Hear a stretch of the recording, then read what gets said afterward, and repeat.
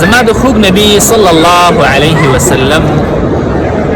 بعض خلک را پاتېدلي دي او د هغې خبرو ته د شک په سترګه باندې ګوري، حالانکه الله رب العالمین د خپل پیغام دپاره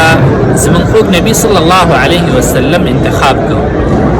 او د دغه کلام او د دغه پیغام د تفسیر او تشریح او بیان دپاره رسول الله صلی الله علیه وسلم غوره کړ،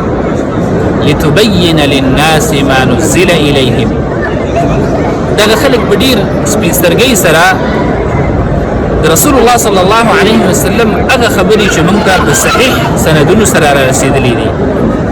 هغې د شک په سترګه باندې ګوري او دا د قرآن کریم سره تناقض ګرځي چې دا په ټکر کې دي، حالانکې د نبی صلی الله علیه وسلم هره خبره چې په صحیح سند سره ثابته ده بالکل د قرآن کریم سره په تناقض کې نه ده، او د الله نبی کله هم د خپل ځان نه خبرې نه دي کړي چې کله د دین تشریح کړې ده هغه د الله رب العالمین پیغام دی هغه د امت ته رسولی دی. وما ينطق عن الهوى ان هو الا وحی یوحى. هغه خلک چې د رسول الله صلی الله علیه وسلم د احادیثو نه انکار کوي او هغې ته د شک په سترګه باندې ګوري، نو په حقیقت کې دا خلک د قرآن کریم نه هم انکار کوي، ځکه الله رب العالمین چې کله د خپلې تابعدارۍ او د قرآن کریم د منلو امر کړی دی، ورپسې د رسول الله صلی الله علیه وسلم په تابعدارۍ باندې هم امر کړی دی، اطیعوا الله و اطیعوا الرسول. او د امت ته دا پیغام را رسولی دی چې خلکو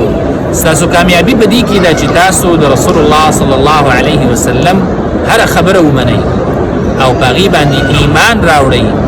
او هغه چې د خپل لارې رهنما وګرځوئ. الله فرمایي وما آتاکم الرسول فخذوه. هغه چې تاسو ته ستاسو نبي درکوي درته وایي کومه لاره باندې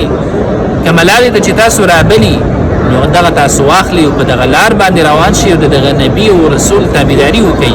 وما نهاکم عنه فانتهوا. او د کوم څیز نه چې تاسو منع کوئ نو د هغې نه منع شئ. په دې زمانه کې ډېر خلک په سپین سترګۍ سره او په بېحیایۍ سره راپاڅېږي او د پرویزیانو تفسیرونه او تشریحګانې د رسول الله صلی الله علیه وسلم په تشریح باندې مقدمې ګڼي او غوره ګڼي او تحقیق یې ګڼي، حالانکې الله رب العالمین د خپل د کتاب د بیان دپاره او تشریح دپاره څوک انتخاب کړی؟ محمد صلی الله علیه وسلم.